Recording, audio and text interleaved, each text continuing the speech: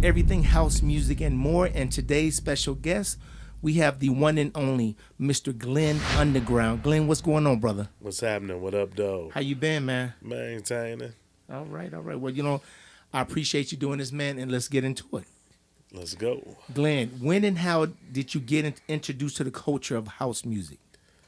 That's a good question. I say my family. My family are a family of musicians, and my uncle and my cousin I want to say they started like 78, Uh-huh. playing the music. And my uncle that taught me, he like really primed me in it in the early 80s. Right. And then one of my cousins, he was big on CRX back in the day, smoking DJ CC. Okay. And other family along with Fast Eddie, Tyree Cooper. Oh, wow. We keep it low key. Right. Okay, okay. So what was the music party scene like at the time? And then what records do you remember from that time period? The party scene. When did I start my full-on partying? No lie, about 85 sneaking out. Okay, And 1985, right? the party scene at that time was immense. It was new. Before that, all I had was, or anybody like me, all we had was the radio. And we thought that that was the say all and end all until you go to hear Ron Hardy or Lil Lewis or Frankie Knuckles live, Right. and that was the game changer. Okay, Changed and your life. you've been to some of those parties, correct? Yes. You've been to the Music Box. Yes. Have you been to the Warehouse? No, not Okay. the original warehouse. All right. How about the Power Plant? No, that's Okay, before good. my time. I was just trying to catch you up on that, man. Yeah, See if you way before my time. Okay. So what DJs had the most influence you at the time? My uncle, I would say Ron Hardy, So and okay, Lil go back. Lewis. Your uncle. Name your uncle. At the time, he was going by Dave Doc MD, Okay. but his real name is David Collins. Right. Okay. So you say him and Ron Hardy And Lil Lewis. and Lil Lewis. Okay. So I've heard you speak very passionately about Ron Hardy at the Music Box and Lil Lewis at the hotel parties. Can you take us back there with each of those experiences and what records really stood out to you when they played it? Well, the Ron Hardy started with me from a cassette. My cousin and her girls, they used to be like the guest girls. They wore all the guest clothes, the guest outfits, and she brought a cassette Guess home. jeans back then, yeah. And she played it and was like, "This Ron Hardy at the Music Box," and he played the It by Larry Heard, Robert Owens, and Harry Dennis. Harry Dennis, yeah. And I was like, I got to sneak out to hear this guy. Wow. And that's what happened. And that's what it was. And Okay. that was like, it was like for me. Yeah. That was like, it took me away from the radio. It made me hungry to start like, searching deeper. Right. And then the hotel parties. That's something that everybody got spoiled to with like Lil Lewis and the big hotel parties because you had the bad sound system. Right. And you had women everywhere. I was spoiled to that. I became highly spoiled to that. Right. And he was a good DJ too. Great DJ. Ron Hardy was. Both, Lewis and Lewis. Roddy. Okay. All right. So which came first for you, DJing or producing? DJing. I'm a DJ first. Okay, and 1984, 83-ish, 84, I'll Okay. just say. And what was your I said, well, tell us about your transition into being a professional DJ, and what was your first paid gig, and then what were some of your signature records? Let me see. I remember talking on the phone to a guy named Quick Claude from the West Side.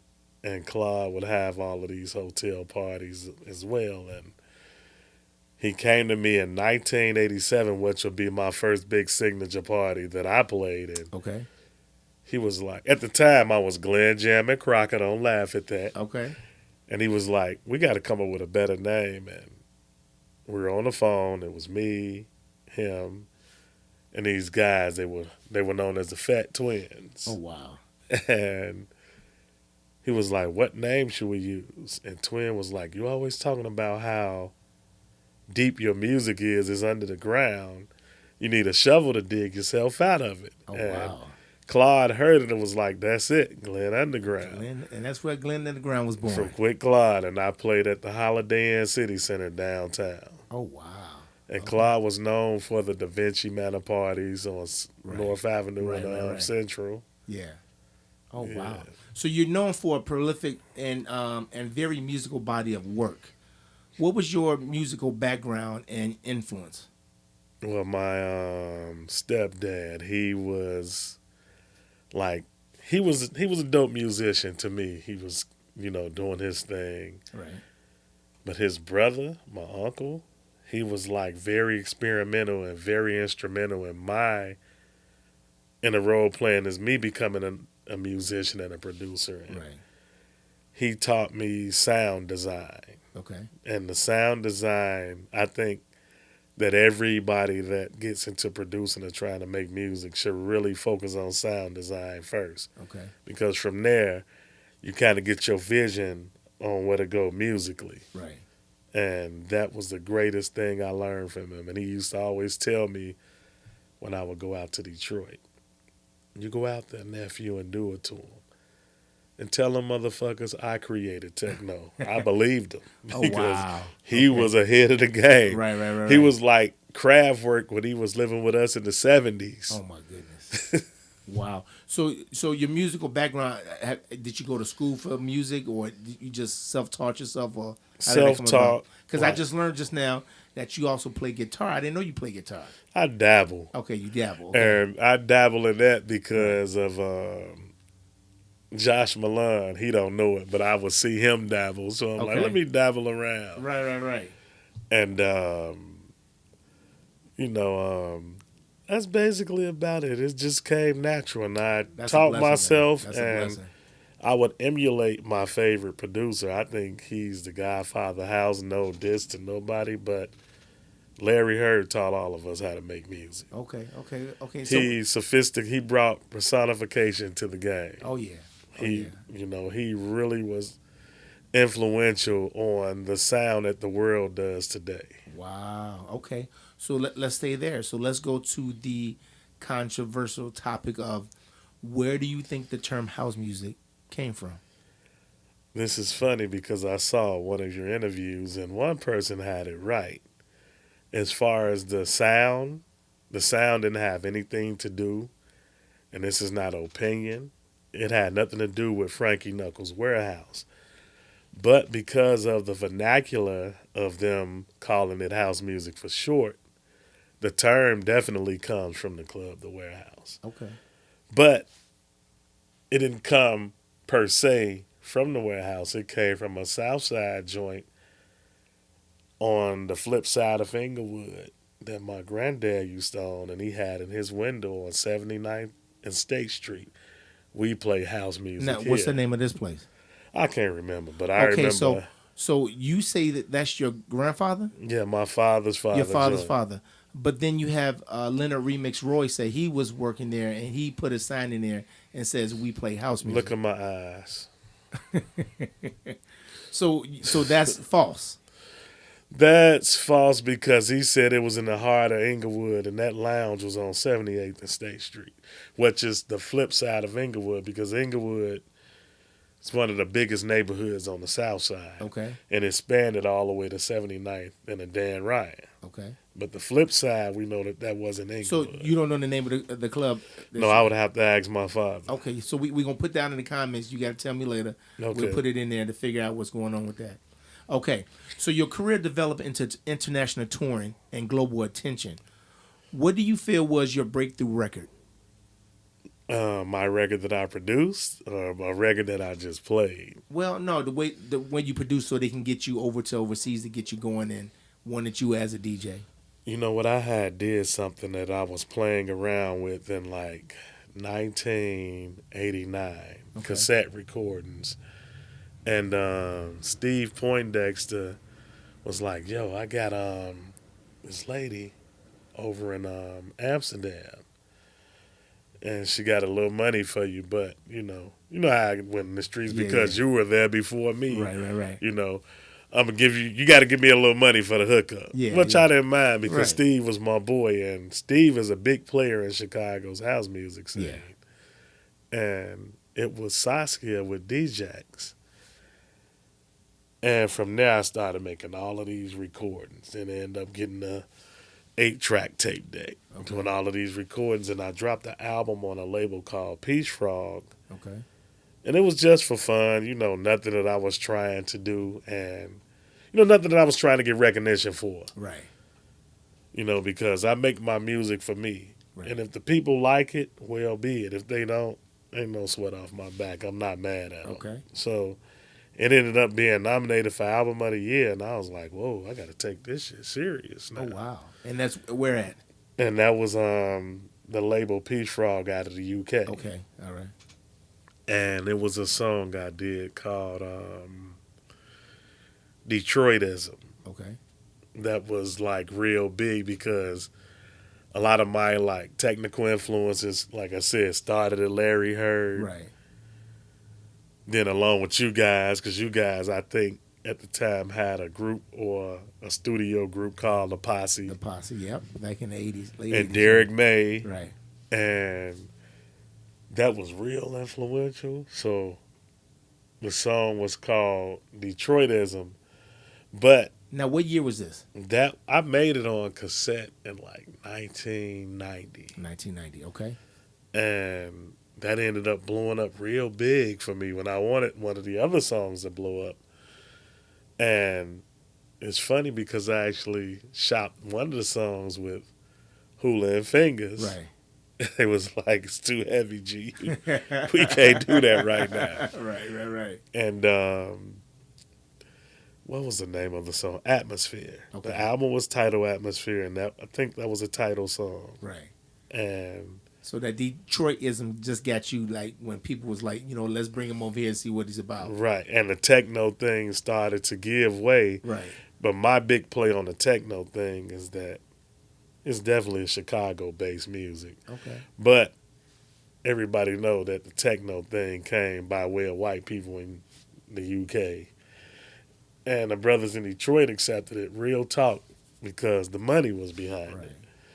But at the end of the day, like, I would do a play on it. All of my music had tech, TECK hyphen no. Like, Okay. it's not techno. Right. So it's really tech not. Right. So Okay. All right. So you've done a lot of music over your career, brother. How many releases do you have to date, and which do you feel was most slept on? ooh, shit. Can I 'Cause be we were just speaking. I know you Yes. got a vault like more. Can I than be Prince can I records. be honest? Absolutely. Now, I say this, and a lot of people will say, he boasting or he's just talking, but do the math, go search it out.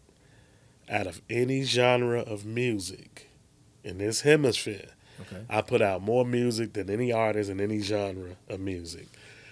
I got like 1,000, 1,500 works that's known today. They started at 92. My first recording was on Trax Records. Okay. You was on And- Trax Records. And I pulled it. Okay. Because Larry was like, I'm going to fuck you, and you're going to get $1,000, and this is all you're going to see. Right. So I ended up working there because Ron Hardy used to work at Trax. So what year was that? Ron was at Trax in, I think, 1989, Right. And 88. you came in after that. And Steve Poindexter ended up becoming an A&R Oh, wow. for Trax. And he Okay. hired me, Roy Davis Jr., Brian Harden, Tony Poindexter. There Right. was a lot of us that worked there Yeah. at the time. And that was a way Steve really actually helped me get that record pulled from Larry. Wow. Okay. And So you saying that you got the most releases in every genre? out of anybody, I was disappointed in Prince, one of my, I hate the word idol because of what I know today, but for, safety's sake and a So word that is people that can noted in history? Because we're gonna go back and research that. And, Nobody noted it. So please Okay. get it noted or Okay. help me get it noted, because out of these, some odd 1,500 or 30, Deion Hunter know it by heart. Out of 20 of those different works are albums with 10 and 12 songs on them. Okay, and these are all releases that have been released. Yes. Okay, so And you're saying that's starting at 92, not including right. the No, I get you. 1989 So you say you have the most releases out of than anybody any artist because hip in hop any music, genre. yeah, hip hop music got a date on it as far as age. Okay. Any real b-boy or real hip hop will tell you your shelf life is vast Right. because once you get older, look Right. at all the old real rappers, they all fell back. Okay. You got some that stand the test of time like LL, Right. KRS-One, Right. but every other cat, they come and go. So people gonna I come want at them. you because I I'm want just saying them to if it's out bring there, it. if it's out there, but if it's not noted and you just saying it by hearsay, we gonna be like, oh, Glenn, come on now. But Okay, we gonna check that out. I want y'all to bring. We gonna check that Look out. at my face. Bring it. All right. So Chicago house history has included a lot of shady business over the years. Do you feel like you escaped that? And if so, how? I actually just kind of briefly spoke Well, on yeah, it. with the Trax records, yes, hell you did with I that one. escaped it Yep. because like as far as like my friends, like or people that I knew coming up, you, Terry, Hula, we Right. all were close. We Right. ain't have to worry about that amongst each other, but dealing with like big time people, Yeah. we actually kind of found our way through the 90s. Right. And it was kind of plentiful for a lot of us. Correct. I say even more for you guys. Like I Yeah. tell people all day, when I was DJing in the 80s and making music in the 80s, I told people, I want to dance. I had one of the biggest dance crews in Chicago. And And what's the name of that? it was two crews, Ecstasy and the Ambassadors. Okay. And that's what I was on. And I was like, I will catch up in the 90s. So you was a dancer. Yeah, I was my chunky cheek ass was a dancer. Wow. So But I was I smart. didn't know that, Glenn. But I was this big. Right, right. I didn't know you was a dancer back then. And it's funny because as far as like, the music, ask that question again. I'm getting lost. I'm sorry. It was like, so, all right, let me go back. I edit this part out right here. Cool. Okay. So it was Chicago house history has included a lot of shady business over the years. Yes. Do you feel like you escaped that? And if so, how? You know what? How I escaped it, like dealing with certain people that we know. I won't say no names because No. Let's go ahead and say the names. And everybody is like, you can't put it out there and be the gossip king and be like blah blah blah. If this your truth, you say your truth. well, I had a couple of run-ins like Louie, but we Okay. squashed that. Okay. And I think me, shielding myself with my attitude, Right. you know me, Yep. and my forwardness and, my shit talking Right. was like, I got to beat it. But at the same time, it wasn't nothing to like go jump off a mountain about it. It was like, okay, Yeah. I can bounce back from this because at the end of the day, it was fun. Yeah. Yeah. And that's what I look at, the fun. But now, should no artist nowhere complain because one thing that I give the late 90s crossing over into the 2000s Right. was the fall of every record label to Correct. stop fucking people, Right. which gave us the ammunition to start our own labels and run them. Yeah. And if something messed up, it was on the person that owned the label. Yeah.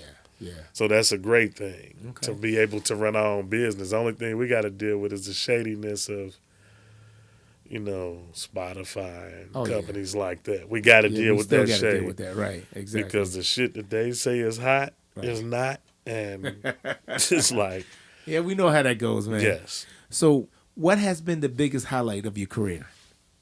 The biggest highlight of my career is being able to live in it. I raised 2 kids. I got a 30-year-old Amen to that. daughter, Yes. 26-year-old son With house music. with house music. Yes. Own 4 properties. Yeah. I ain't worked a regular job since 1989. When I worked that regular job, that was Trax Records. Hello. All right. Well, good. So, what has been your biggest challenge so far? My biggest challenge was like the Grammy thing. I remember when Frankie Knuckles first started introducing the house music. So I just remember him being real amplified, and I think it was it the Naris Yeah, so Association? all that started because the reason why the category with the best remix and all the other stuff is the who brought that to light is Steve Still Curly. So we have to get credit of that where it's due. Well, I So, didn't know, yeah, so yeah. thank So you. so Steve Thank came you. that, and that's how he got everybody involved with their so we can have a category that people can come up and win in. Thank you, Mr. Yeah. Hurley, for that. Yes, sir. But I do remember like Frankie introducing it to the Winter Music Conference to Right. everybody. Right. But now that you go back and see it, yes, I can see Steve being Yeah. like the forerunner. Yeah. And my biggest like challenge is like trying to do, and I could kill two birds with one stone. Is Okay. trying to get a Grammy for original house music now, or original just because house music took a turn over the years. We're more Okay. like jazz funk, Right. more like George Duke, Chick Corea. Right. We're actually doing complex, compositions with Yeah. this music now. So you want a Grammy for original music like best dance record or best dance Or album. best, world record, however they want to categorize So I think it. you can put yours since you strictly jazz unit. You can also submit yours probably to the jazz section, so it can be Yes. one of the best jazz records. Yeah, Yes. which is original composition. Or bringing jazz funk Absolutely. back, which was Absolutely. that George Duke, Right. Chick Corea, Jeff Lober. We just got to get a lot of light to people. People got to join. I know it's a cliche where you got to vote to make a change, Yes. but it's true. So let's try to get. If you want to get into something like that, you got to become a member and vote and to make a change, man. I want to do that. Absolutely, we gonna sign you up this time, man. And We're gonna be good. the next thing is because of house music. I want like everybody to know, including you, everybody. If it wasn't for house music, somebody asked me something in an interview like I want to say a month ago, and they was like, if it wasn't for house music, where would you be right now? Right. And I meant every word of it. I said, if it wasn't for house music, I'd probably be robbing all you motherfuckers right now. No doubt. That's real talk, though. And the white That's people real talk. looked, and I said, no, I'm for real, motherfucker. Right.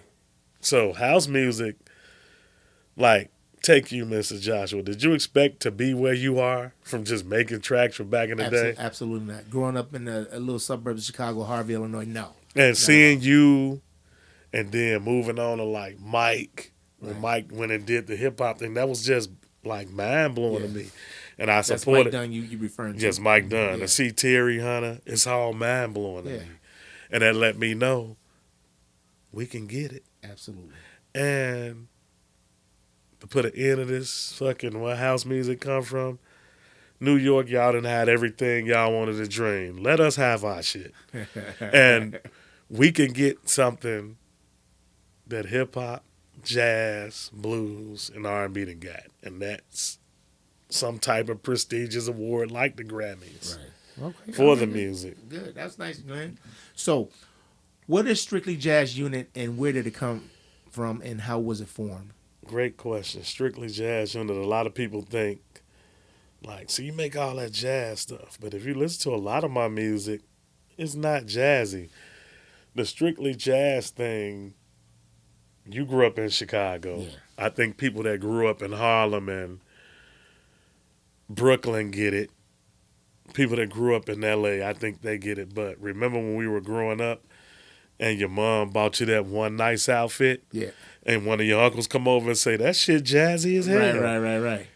It's That's per a se term. not a music, it's a way of life and a Yeah, term right. to describe something. So it's like, it has nothing to do with jazz music, though a lot of like my writings and compositions may end up being jazz, like Yeah. the Afro Gente or the Fuego de Sangre joint that I did. And Right. But at the end of the day, it's like a cool street term. Yeah. Oh, that's good. See, people don't know that, brother. Like them glasses you rocking, they jazzy as hell. Right. But you mentioned this earlier, but I'm just going to put it out there. Who was the bigger influence on you, Jamie Principle or Larry Heard? Jamie was like David Bowie to me. That's nice. Jamie was the you can do this. Yeah. Like when you heard him using a Dr. Rhythm 110 Right. to do like Bad Boy and stuff like that. Right. I know that drum machine by heart because I used to cherish it. Yeah. And it was like, okay, it was funny. Even Jesse, to see Jesse drop the tracks on the flip side of Right. On and On. But when I heard Mystery of Love, I'll never forget it was me. 51 now. Okay. So it was me and a couple of people that I grew up with. Some people that worked with Steve Hurley, they used to call themselves the Fendi Boys, I guess they Oh, used wow. to. Okay. They used to be like his unofficial cheerleaders. Right. We all were crew growing up, and we sat back listening to Mystery of Love at Bryn Mawr, Okay. East Side, 73rd and Jeffrey, Right. the big window. And we were like, what is this? This is amazing. Kids. Yeah. And then, I don't know how it went backwards and forward. I know the Can You Feel It ended up dropping in like 86. Right. Larry did it in 85, if I'm correct. Yeah, 85. And when I heard that, in my mind, I was like, this it? Yeah. That's it. And the reason why that is the most influential house track, and second to that is Move Your Body, Marshall Jefferson, because they are the most sampled house tracks in history. Yeah. You can go study that and look that up. Right. Somebody just did a Can You Feel It recently. Correct. The first to sample Marshall, Move Your Body, I think was Ty Terry on Warlock. Yep. 1987, 88, somewhere up in there. Yeah, a lot of people sample that. So Underground is in your name. How do you think having a mainstream house music hit would change your brand if your name was Glenn Underground and then you had a pop hit, say? Let me see how can I answer that. I think it will work because that's where everybody is. Everybody crave the underground. Not crave me. Right. But like when you use that term, even going back to slavery, it's something that make you want to look into it. Yeah. You know, like that's underground. Right. Like even when, like if I had a commercial nightclub, Right. it would be this commercial nightclub where underground music is being played. Nice. And underground covers not just house music because think about it. We love underground hip hop just as we do underground house music. Absolutely. So do you think soulful house music would fade with our generation? I think the term will because the term is some whitewashed term, soulful house. Right. I think the only true form was the name that we gave it in the streets coming up, and you know this, Deep House. Right. If it wasn't Tracky or Jackie, Deep House was. Right. All of that other stuff, Right. you know, not a racist, but it's a fact. It's white shit. Okay. Point blank. Okay. All right. So some people have been asking me because they know you was coming. I was coming to interview you, but they want to know what happened to you with Boo Williams because you guys were so tight with each other. Y'all was like everywhere y'all go, y'all was with each other. But did anything happen between you and Boo Williams? Growth. Okay. And Elaborate. that's my brother for life because, excuse me, we on the same page spiritually, you know, but growth. And eventually I had to start seeing me like, Boo was my brother. But like people that like him that came and went, Right. I was always that apex factor that helped everybody. Okay. And I'm not saying nothing against him, but it's a fact. I helped him, Vic Lavender. One person who stuck with me until he died, I helped him, Paul. Right. Helped me and Paul personified sampling and chopping up samples all the way to the point that Hula and Fingers put on Mavrhythmics, the Week by Paul Johnson. Yep. Me and Paul bought our first Akai sampler together, the Akai S01. Right. You have to put the records on 45 Yep. to sample on. That's right. And Paul stuck with me through thick and thin. Okay. And, you know, as far as like what I'm saying is like, me and Boo, we don't have no problems, but as far as working together, Right. I'm not saying my level was higher than his or my level was higher than anybody else's. Right. I'm just on another level. Okay. Business, business wise. Right. And I think that he's doing this thing and he's comfortable where he's at and he love what he's doing. So Okay. I support him and all the moves he make, but we were kids, Okay. and when you cross 50, reality kick in. Everything Correct. I do Yeah. have to count. Shit hurt on me, Yeah. knees, back. Right. I ain't chasing coochie like I Right. used to. I'm refined, and all I can see is life because we only got about a good 80 years. Yeah. You make it past that, Yeah.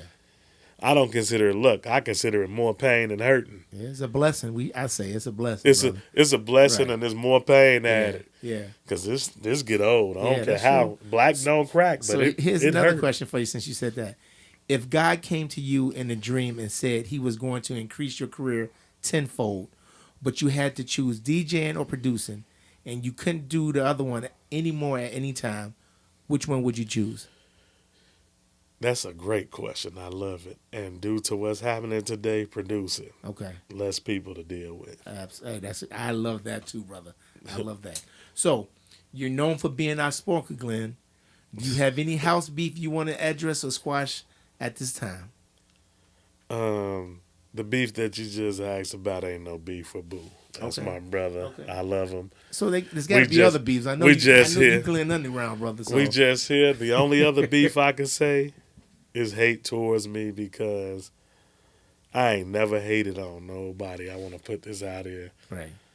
I know my worth. I know my talent. Right. If you can do it, I can mimic it. Right. And that's my specialty. Like, it's like one kung fu movie I watched where the guy was like, "Are you going to use a weapon?" Right. And his opponent was like, "Anything I touch becomes a weapon." Yeah. That's how it is with me musically. And, Vic Lavender, Okay. it's good. We chop it up. We see each other. We speak like grown-ups. So y'all had beefs then, or it was some type of Well, it was legitimate beef Okay. that I had, but I'm like, we too old, and he definitely too old. Vic is older than me. Hell, shit, Vic probably older than you. right. And So you want to elaborate what happened so people know? the whole thing about I had a problem at the time. You say, hey, I play keyboards from Glenn. And I'm hearing it from all over the place. And so Right. I was just like, man, you can't be doing that, Right. I think you should do your own thing, Okay. move on. And, Right. I've always been strictly jazz unit. Everybody else, I was there trying to really teach the business that I didn't know so well. Yeah. Like, if it wasn't for me, those brothers wouldn't know about publishing Oh wow. or none of that type of stuff. Okay. And big thanks to Lou Lewis and Conversations with Larry Heard, I learned about publishing. Right. So, as far as like the beef with me and Vic, we grown, it's cool, I love the brother. Okay. I'm not gonna never say I hate him because right. that was my right hand man at Yeah. one point, all the way back in the 80s. Yeah. And we good. Okay. We see each other, we kick it out. Now, as far as like, hey, let's go hang out and eat, Right. I don't know if that's going to happen. But if we out and about, Right. we gonna laugh and they Well, go to the other good. phone. I like to see black men. We come together like that, man. Hey, Glenn, I appreciate you, brother. This is Everything House Music and More. Make sure you click the button, subscribe, and hit the notification. And once again, man, thank you for doing this, man. I love you, brother. And Man, love looking you for too, more music bro. for you in 2023, brother. And we're going to do this. And thank you again, brother. Yes, sir. Thank you. Yes, sir. And this is a dope brother, y'all. He I been dope for appreciate it, years. man. Thank you, brother. He talk more shit than Jesse Jackson, but I love him. That's my dude here. Glenn, And again. he don't mean no harm. Exactly. It's a pleasure, brother. Most deaf. Peace.